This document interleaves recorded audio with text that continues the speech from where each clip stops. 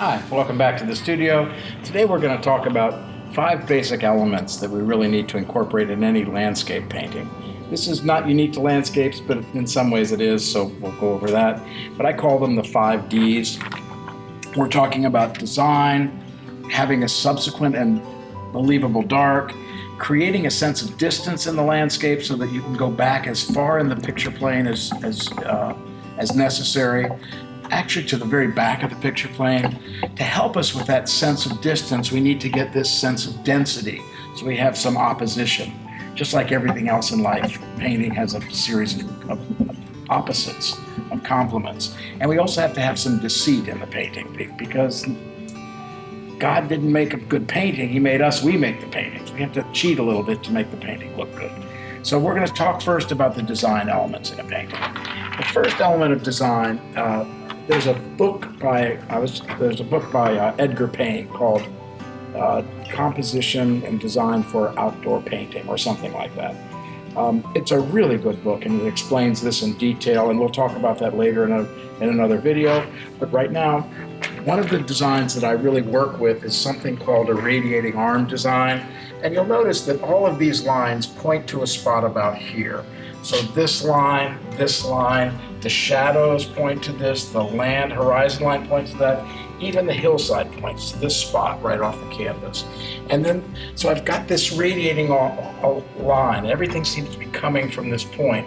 There's also a sense of counterpoint in this. So while this line goes in this direction and this horizon line goes in this direction, so we're pointing to another point over there. So we're having a point and a sense of counterpoint in the painting. Most people understand and have been taught the single sense, like the maybe called a focal point. But I think as those of us get more and more advanced, we're looking for the opposite again. How do we get to the other side of the canvas? So we want to get back in the canvas in at least 2 positions in a landscape painting. That really helps us. So this is a sense of design. One of the tools that we use to help us with this design are the darks. So I try to keep my darkest dark not in the subject. In some of my paintings I do, but most of them they're behind the subject. So my darkest dark, where it hits my lightest light, becomes the subject of the painting. So in this case, the darkest dark is hitting the lightest light, and we look right there first. So this is a good use of the dark.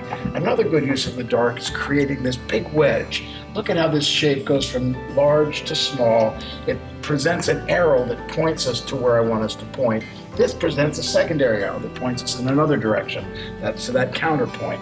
But this dark helps us point in the main direction as well. So we have that sense of dark. The density of this dark allows for the distance created in this dark. So the densities here allow for this sense of distance here and here. So this is an almost arbitrarily lit area to help with a sense of distance, and as is this over here to counter and be in opposition to this dark. And the last element of this is the deceit. So there's not really grass here, there would not be this brilliant blue because this water reflects the sky. So I'm lying in every aspect of the painting. But we need that in order to create beauty and in order to tell a story. So I have caught many fish this large. I never tell people I catch a fish this large. The fish was this big and it pulled the canoe all over the place. This is telling a story. We exaggerate. We use hyperbole. We have to exaggerate and use some sense of hyperbole or deceit in our painting in order to create the story that we're trying to create.